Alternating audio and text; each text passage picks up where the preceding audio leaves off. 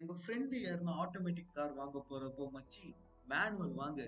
அதுலதான் டிரைவிங்லாம் ஃபன்னா இருக்கும், கிக்கா இருக்கும்னு நீங்க சொல்லிருக்கீங்களா? ஏன் ஆட்டோமேட்டிக் கார்ஸ் எல்லாம் டிரைவ் பண்ண ஃபன்னா இருக்காதா என்ன? நம்மளுக்கு தெரிஞ்ச ஏஎம்டி எல்லாம் அதுவே கியர் போட்டுக்கும், வண்டி அடிச்சு ஓட்ட முடியாது, ஓவர்டேக் பண்றப்போ வண்டி ஏறாது, அது இதுன்னு நீங்க நினைச்சு உங்களை நீங்களே குழப்பிக்கலாம்.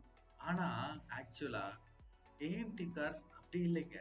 ஏஎம்டி டிரைவ் பண்ண போரா இருக்கிறதுனாலதான் லாம்போகினி, ஃபெராரி, புகாட்டி, பிஎம்டபிள்யூன்னு ஹை ஸ்பெக் இன்ஜின்ஸ்க்கெல்லாம் ஏஎம்டி போடுறாங்க. ஆனா அதெல்லாம் மட்டும் எப்படி அவ்வளவு ஃபாஸ்டா போகுது? அவ்வளோ ஏன், செல்டோஸ், அல்கசார் மாதிரி மீடியம் ஸ்பெக் இருக்கிற ஏஎம்டி கார்ஸ் எல்லாம் நல்லா தான் போகுது. அப்ப நம்மளுக்கு ஏன் இன்னும் அந்த திங்கிங் போகல, ஏஎம்டி போர்னு? இப்போ நான் சொல்றேன் கேளுங்க. This is Carvo of India and welcome to another video.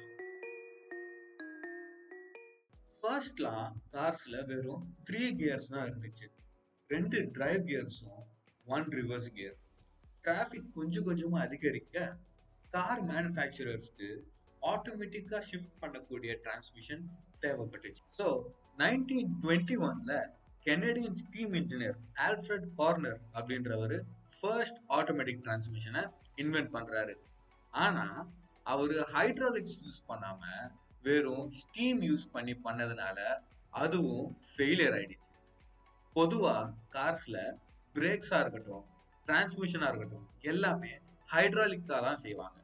அப்போதான் நம்ம பிரேக் பெடல் பிரஸ் பண்றப்போ அந்த ஹைட்ராலிக் ஃப்ளூயிட் கம்ப்ரஸ் ஆகி பிரேக் ஷூக்கு ப்ரெஷர் பண்ணும். ஆனா இவரு ஸ்டீம்ல பண்ணதுனால தேவைப்படுற அளவுக்கு பவர் கிடைக்காம அதுவும் ஃபெயிலியர் ஆகுது. இதையெல்லாம் பார்த்துட்டு இருந்த ஜெனரல் மோட்டார்ஸ்ன்ற ஒரு கம்பெனி 1930ல ரிசர்ச் ஸ்டார்ட் பண்ணி ஹைட்ராலிக் சிஸ்டம் யூஸ் பண்ணி 1940ல ஹைட்ராமேட்டிக் டிரான்ஸ்மிஷன் ஒரு ஆட்டோமேட்டிக் டிரான்ஸ்மிஷனை கொண்டு வராங்க. இப்படி காலங்காலமா ஒருத்தர் மாத்தி ஒருத்தர் இதை ஆர்என்டி பண்ண பண்ண கடைசியா நம்மளுக்கு இப்போ இருக்கிற ஆட்டோமேட்டிக் டிரான்ஸ்மிஷனா உருவம் எடுத்திருக்கு. இந்த ஹிஸ்டரி எல்லாம் மொக்க கதை தான். இப்போ நம்ம டைப்ஸ் ஆஃப் ஆட்டோமேட்டிக் டிரான்ஸ்மிஷனை பார்க்கலாம். ரொம்ப காமனான 4 டைப்ஸ் என்னன்னு பார்த்தா சிவிடி, கண்டினியூஸ்லி வேரியபிள் டிரான்ஸ்மிஷன் சொல்லுவாங்க. டிசிடி, டியூவல் கிளச் டிரான்ஸ்மிஷன் சொல்லுவாங்க. Torque converter and AMT, automated manual transmission சொல்லுவாங்க. ஃபர்ஸ்ட் சிவிடியை பத்தி பார்க்கலாம். கண்டினியூஸ்லி வேரியபிள் டிரான்ஸ்மிஷன் இதை எதுக்கு சொல்றாங்கன்னா, இது கேர்ஸ்க்கு பதிலா பெல்ட் அண்ட் புல்லீஸை யூஸ் பண்றதுனாலதான்.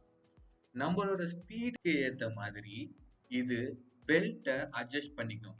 அதனாலதான் இத கண்டினியூஸ்லி வேரியபிள் டிரான்ஸ்மிஷன் சொல்றாங்க.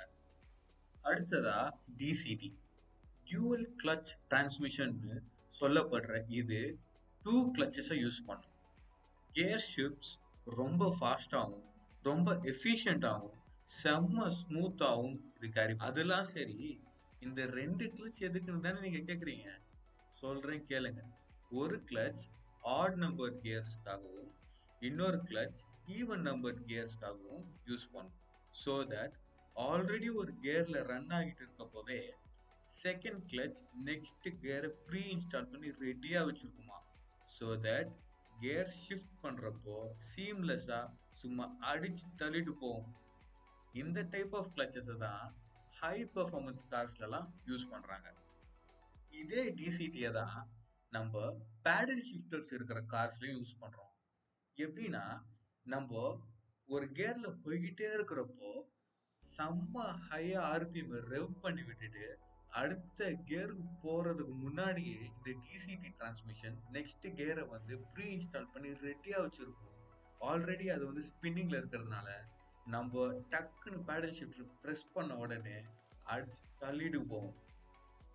லாஸ்டா நம்ம பார்க்க போறது ஏஎம்டி, ஆட்டோமேட்டிக் மேனுவல் டிரான்ஸ்மிஷன். நம்ம யூசுவலாவே ஆட்டோமேட்டிக் கார்ஸ்னா அதுவே கியர் போட்டுக்கணும் தான் நம்ம நினைக்கிறோம். அது வேற எதுவும் இல்லைங்க, அது இதுதான். அதனாலதான் இத ஆட்டோமேட்டிக் மேனுவல் டிரான்ஸ்மிஷன் கூப்பிடுறோம். இது என்ன பண்ணணும்னா, சிம்பிளா ஆல்ரெடி இருக்கிற மேனுவல் டிரான்ஸ்மிஷனை நம்மளோட ஸ்பீடுக்கு ஏத்த மாதிரி கம்ப்யூட்டரே ஒரு கியரை செலக்ட் பண்ணி அதை டிரான்ஸ்மிஷனுக்கு அனுப்பிடும். அதனாலதான் இதை ஆட்டோமேட்டட் மேனுவல் டிரான்ஸ்மிஷன் சொல்றோம். மேனுவல் டிரான்ஸ்மிஷன் தான், ஆனா ஆட்டோமேட்டட் மேனுவலாம். இவ்வளோ மேட்டர் இருக்குங்க ஆட்டோமேட்டிக் டிரான்ஸ்மிஷனை பத்தி.